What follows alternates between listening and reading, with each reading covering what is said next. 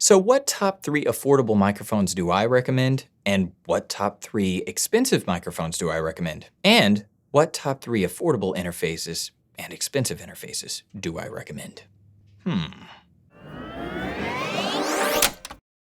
All right, top 3 affordable microphone options.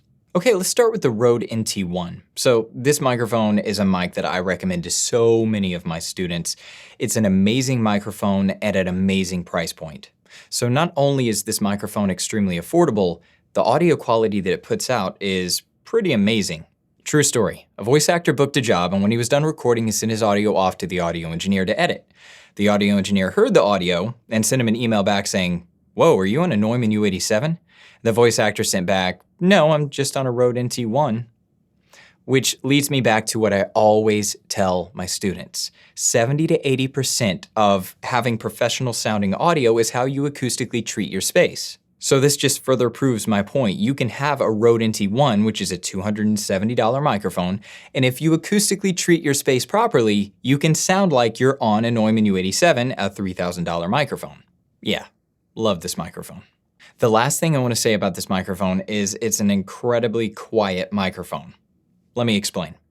Every single microphone has its own self-noise, which can be good or bad depending on the quality of the microphone. Let's take the Blue Yeti, for example. The sonic capability of this microphone is pretty impressive. It represents the quality of the voice pretty accurately. The problem is it has a really high self-noise, so it's pretty much not usable for professional voice actors. Whereas the Rode NT1 is one of the world's most quiet microphones, as in its self-noise is super, super low. And as I always tell my students, the last thing we need in our audio as voice actors is more noise, so that's another reason why this microphone is amazing. Okay, now on to the LEWITT LCT440 Pure. Really, everything I said about the Rode NT1, I could just copy and paste here for this microphone. It's the exact same price as the Rode NT1, it sounds amazing like the Rode NT1, and it is also an extremely quiet microphone. Okay, and lastly, the Rode NTG4. Now, I wanted to add this one in here for a few reasons. Number one, it's a shotgun microphone. So what that means is it rejects a lot of noise coming from the sides and the back of that microphone. So if you do live in more of a noisy neighborhood or something like that, this is the type of microphone you want to get. A shotgun microphone like this is also better for smaller spaces like a closet or a booth. It's also priced at $370, and if you compare that to the Sennheiser 416, a shotgun microphone used throughout the industry, that microphone's $1,000. So yeah, it's pretty awesome. The other good thing is if you are a sibilant speaker, this microphone would be the mic for you because it has more of a dark, warmer sound to it. So a Sennheiser 416 has a brighter sound. So for sibilant speakers, the 416 isn't always the greatest choice because it will take sibilance and kind of enhance it. Whereas this microphone is actually better for sibilant speakers because of, like I said, the darker, warmer sound that it has. Okay, so those were my top 3 more affordable microphones, but I have a bonus.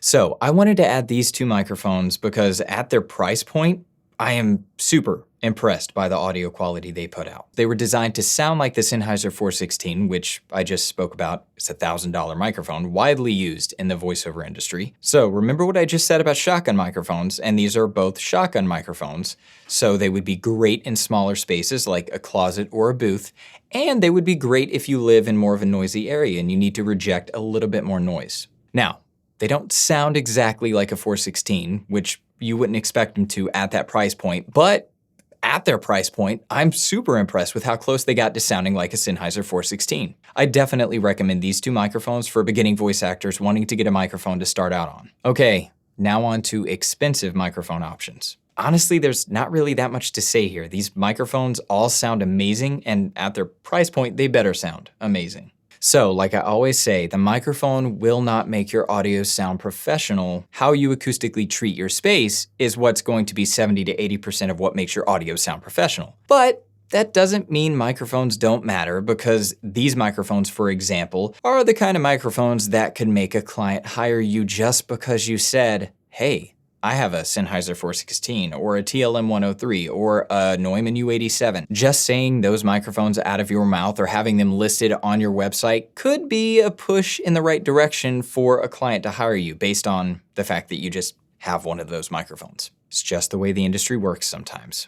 Do you need these microphones to have professional sounding audio? Absolutely not. Like I said before, you can have any of the microphones that I recommended in the more affordable options, and your audio will sound amazing as long as you've taken the proper steps to acoustically treat your space. It's just those more affordable microphones don't carry the name that these more expensive microphones do, and let's be honest, clients love names. So let's start with the Sennheiser 416. What can I say? It's an amazing shotgun microphone. Pretty much every studio you walk into is going to have at least one, if not two or three of those microphones in their studio. And because it's a shotgun microphone, like I said before, it rejects noise a lot better than a condenser microphone, and it's better for small spaces like a booth or a closet. Now, the TLM 103 and the Neumann U87. I'm just gonna clump those together because they both sound awesome. Now, they are priced differently. The Neumann U87 is around $3,000-ish, and the TLM 103 is around like $1,200, something like that. So there's definitely a price jump, but they both sound awesome, and they're both extremely sensitive microphones, and a bit of a warning for both of them. They were not designed for smaller spaces, so if you are in a small booth or a small closet, I do not recommend getting these microphones. I would get a Sennheiser 416 or one of the other shotgun microphones that I recommended back in the more affordable options. These microphones were made and designed for bigger spaces, bigger rooms, and when you put them in a really, really small room, they will tend to end up sounding really muddy and boomy because the room is just too small for them, and they're very, very sensitive microphones. You can hear ants marching out in your backyard because these microphones are so sensitive. Okay, now on to the top three more affordable interfaces. And I've clumped a few together because they're pretty much the same interface, they just give you one or two more options. Focusrite Solo and Focusrite 2i2 3rd Gen, Steinberg UR12 and the Steinberg UR22 Mark II, Audient ID14 and the Audient ID14 Mark II. Okay, so there's not really much to say here either. They're all amazing sounding interfaces, they're really, really affordable, and most people never need to upgrade to a higher end interface because there's really no difference. The higher end interfaces give you more functionality, but most people would never, ever, ever be able to hear the difference in audio quality. 99.9% of people would not be able to hear the difference in audio quality between the more affordable interfaces and the more expensive interfaces. Okay, my top expensive interfaces. I only have two here. It's the Apollo Twin and the Apollo Solo. Now, this is what I was talking about earlier. These interfaces have a ton of functionality. They have stuff that you can do on the front end that other interfaces can't do. For example, once you're done recording your voiceover, you might want to put some equalization or some compression on your voiceover. Well, if you have an Apollo Twin or an Apollo Solo, you can put equalization or compression onto your voice before you even record it. So as you're recording it, it's printing that EQ and that compression onto your voice. The only downfall here is once you're done recording your audio, you can't undo any of that equalization or compression that you put onto your audio because it was printed in the audio ahead of time on the front end. You didn't record the audio and then decide to put EQ and compression on there. You did it when you're recording. So it's amazing for promo actors like someone like James Arnold Taylor or Joe Cipriano, where they're needing to do extremely fast turnaround promo jobs and they don't have time to do a ton of editing. So they want to go ahead and run the processing on the front end, especially because they've been doing promo for like 20 years. So they know exactly what they want the promo for, let's just say Fox, to sound like. So